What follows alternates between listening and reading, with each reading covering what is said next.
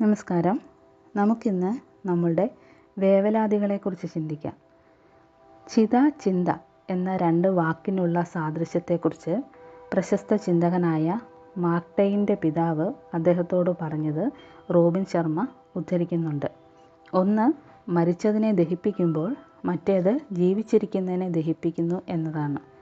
ശവശരീരത്തെ ദഹിപ്പിക്കുന്നതിനാണ് ചിത ഉപയോഗിക്കുമ്പോഴെങ്കിൽ ജീവിച്ചിരിക്കുന്ന നമ്മുടെ മോശം ചിന്തകൾ ജീവിച്ചിരിക്കുന്ന ആളെ അതേപടി ദഹിപ്പിക്കും എന്നാണ് അതിൻ്റെ അർത്ഥം.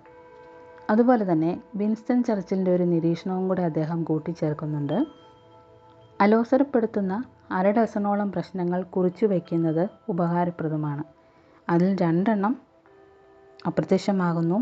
2 കാര്യത്തിൽ ഒന്നും ചെയ്യാനില്ല, അതിനാൽ സങ്കടപ്പെട്ടിട്ട് ഒരു പ്രയോജനവുമില്ല.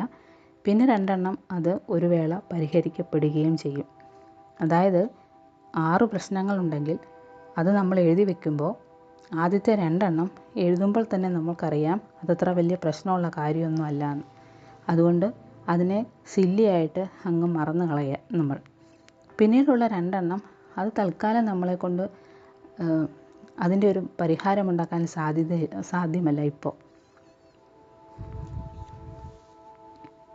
അതത്രമേൽ സങ്കീർണമാണ്. തൽക്കാലം ഒരു പരിഹാരം അതിനുണ്ടാവത്തില്ല. അതുകൊണ്ട് അതിനെപ്പറ്റി അധികം നേരം ചിന്തിച്ച് സങ്കടപ്പെടേണ്ട കാര്യമില്ല. അതുകൊണ്ട് അതിനെ അങ്ങും നീക്കി വയ്ക്കാം. വീണ്ടും അവസാനം വരുന്ന 2 അത് കൃത്യമായിട്ട് നമുക്കതിന് പരിഹാരമുള്ളതാണ്. അതുകൊണ്ട് ആ പ്രശ്നത്തെക്കുറിച്ചല്ലാതെ ആ പ്രശ്നത്തിൻ്റെ പരിഹാരം എന്തായിരിക്കണം എന്നതിനെക്കുറിച്ചായിരിക്കണം ചിന്ത. ഈ ഒരു മെത്തേഡ് സ്വീകരിച്ചാൽ അത് ഭയങ്കര റിലാക്സേഷൻ ഉണ്ടാക്കുമെന്നാണ് വിൻസ്റ്റൺ ചർച്ചിൽ അഭിപ്രായപ്പെടുന്നത്. നിങ്ങൾക്ക് വേവലാതിപ്പെടുന്ന ശീലം ഉണ്ടെങ്കിൽ വേവലാതിപ്പെടാനായിട്ട് പ്രത്യേക ഒരു സമയം കണ്ടെത്തുന്നത് നന്നായിരിക്കും.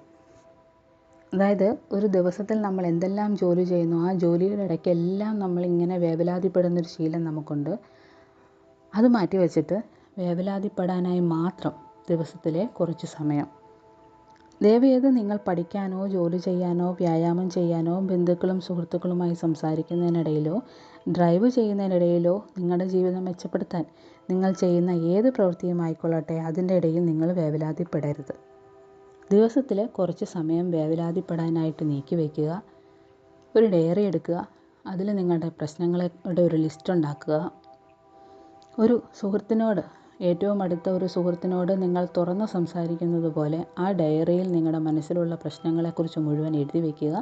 ആ പ്രശ്നങ്ങളുടെ നേർക്ക് അതിൻ്റെ പരിഹാരം എന്താണെന്നും എഴുതി വയ്ക്കുക. ഇങ്ങനെ പരിഹാരങ്ങളിൽ കൂടുതൽ ശ്രദ്ധ കേന്ദ്രീകരിക്കുമ്പോൾ അത് ഒരു ആസൂത്രണം ചെയ്യുകയാണ് നമ്മൾ. ഈ ആസൂത്രണം ചെയ്ത് നമ്മുടെ കാര്യപ്രാപ്തി വർദ്ധിക്കും. പ്രശ്നങ്ങളെക്കുറിച്ചായിരിക്കില്ല, പരിഹാരങ്ങളിലായിരിക്കും നമ്മുടെ ശ്രദ്ധ അപ്പോൾ മുതൽ ഉണ്ടാവുന്നത്. ഇത് കുറേ ദിവസം തുടർച്ചയായിട്ട് ചെയ്യുകയാണെങ്കിൽ ഒരു ദിവസം ഇങ്ങനെ എഴുതി വെക്കുന്ന ഈ ശീലം തന്നെ നിങ്ങൾക്ക് ഇല്ലാതെയാകും. എഴുതി വെക്കുന്ന ആ സമയത്ത് ആ പ്രശ്നങ്ങളുടെ മേൽ നിങ്ങൾക്ക് അടയിരിക്കാം.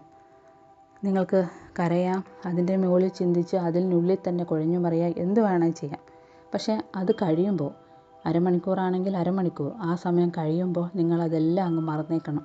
പിന്നെ നിങ്ങളുടെ മനസ്സിനെ തൽക്കാലത്തേക്കൊന്ന് റിലാക്സ് ചെയ്യാൻ വേണ്ടിയിട്ട് നിങ്ങൾക്ക് പാട്ട് കേൾക്കാം, ഡാൻസ് ചെയ്യാം, ഇഷ്ടമുള്ള ആൾക്കാരോട് സംസാരിക്കാം, സിനിമ കാണാം, എന്തു വേണം ചെയ്യാം. ദിവസത്തിൽ അരമണിക്കൂറാണ് നിങ്ങൾ വേവലാതിപ്പെടുന്നതെങ്കിൽ ആ വേവലാതിയുടെ സമയം കഴിഞ്ഞതിന് ശേഷം നിങ്ങൾക്ക് ഇഷ്ടമുള്ള പെട്ടെന്ന് നിങ്ങളെ റിലീഫ് ചെയ്യുന്ന എന്തെങ്കിലും ഒരു കാര്യങ്ങൾ പെട്ടെന്ന് ചെയ്ത് നിങ്ങളുടെ മനസ്സമാധാനത്തിനെ നിങ്ങൾ തിരിച്ചു കൊണ്ടുവരണം. അങ്ങനെ കുറേ ദിവസം അടുപ്പിച്ച് ഇങ്ങനെ കണ്ടിന്യൂസ് ആയിട്ട് എഴുതി വെച്ച് പരിഹാരവും എഴുതി വെച്ച് അങ്ങനെ ചെയ്യുമ്പോൾ ഓരോ ദിവസം കഴിയും തോറും ഈ എഴുതുന്ന പ്രശ്നങ്ങളുടെ എണ്ണം കുറഞ്ഞു വരും. അങ്ങനെ ഒരു ദിവസം വേവലാതിപ്പെടുന്നൊരു ശീലമേ നിങ്ങളുടെ ലൈഫിൽ നിന്ന് അപ്രത്യക്ഷമാകും. ഞാൻ എൻ്റെ ലൈഫിൽ നിന്ന് അനുഭവിച്ചറിഞ്ഞൊരു പാഠം കൂടിയാണ്. എൻ്റെ ഒരു 20കൾ അനാവശ്യ ചിന്തകളുടെയും ഉത്കണ്ഠകളുടെയും ഒക്കെ ഒരു കാലമായിരുന്നു. ഒരു ചിന്തയുടെ ഒരു ചിതൽപ്പുറ്റുണ്ടാക്കി ഞാൻ അതിനകത്ത് കയറി തപസ്സിരിക്കുകയായിരുന്നെന്നാണ് എനിക്കിപ്പോൾ തിരിഞ്ഞു നോക്കുമ്പോൾ മനസ്സിലാവുന്നത്. ഞാൻ പേടിച്ച പോലുള്ള പ്രശ്നങ്ങളൊന്നും പിന്നീട് എനിക്ക് നേരിടേണ്ടി വന്നിട്ടില്ല. എന്നാൽ ആഗ്രഹിച്ച ചില കാര്യങ്ങളൊന്നും നടന്നതുമില്ല. ആഗ്രഹിക്കാത്ത കുറേ നല്ല കാര്യങ്ങൾ ലൈഫിൽ സംഭവിക്കുകയും ചെയ്തു. അതൊക്കെ ഒരു യൂണിവേഴ്സിൻ്റെ ഒരു പദ്ധതിയായിട്ടാണ് ഇപ്പോൾ എനിക്കത് മനസ്സിലാവുന്നത്. അതുകൊണ്ട് എൻ്റെ അനുഭവത്തിൽ നിന്ന് എനിക്ക് നിങ്ങളോട് പറയാനുള്ളത്, കഴിഞ്ഞതിനെക്കുറിച്ച് ദുഃഖിക്കുകയും വരാനിരിക്കുന്നതിനെക്കുറിച്ച് ഉത്കണ്ഠപ്പെടുകയും ചെയ്യാതെ ഇന്നത്തെ ദിവസം മെച്ചമാക്കാൻ വേണ്ടി നിങ്ങൾക്ക് എന്തൊക്കെ ചെയ്യാൻ കഴിയും അതൊക്കെ ചെയ്യുക. ഇന്നത്തെ ദിവസം നിങ്ങൾക്ക് എന്തൊക്കെ സന്തോഷങ്ങൾ തരുന്നുണ്ട് അതിനെ സ്വീകരിച്ച് ഏറ്റവും മനസ്സമാധാനത്തോടു കൂടി ജീവിക്കുക. അതാണ് എനിക്ക് നിങ്ങളോട് പറയാനുള്ളത്. അപ്പോൾ ഇത്രയൊക്കെയാണ് ഇന്നത്തെ വീഡിയോയിൽ പറയാനുള്ളത്. വീഡിയോ ഇഷ്ടമായാൽ ദയവ് ചെയ്ത് ലൈക്ക് ചെയ്യുക, കമൻറ്റ് ചെയ്യുക. ചാനൽ സബ്സ്ക്രൈബ് ചെയ്തിട്ടില്ലെങ്കിൽ സബ്സ്ക്രൈബ് ചെയ്യുക, പ്രോത്സാഹിപ്പിക്കുക. പറഞ്ഞ കാര്യങ്ങളൊക്കെ എന്തെങ്കിലുമൊക്കെ ഒരു കാര്യമുണ്ടെന്ന് തോന്നിയാൽ ആർക്കെങ്കിലുമൊക്കെ ഷെയർ ചെയ്ത് കൊടുക്കുക. അപ്പം അടുത്ത വീഡിയോയിൽ കാണാം.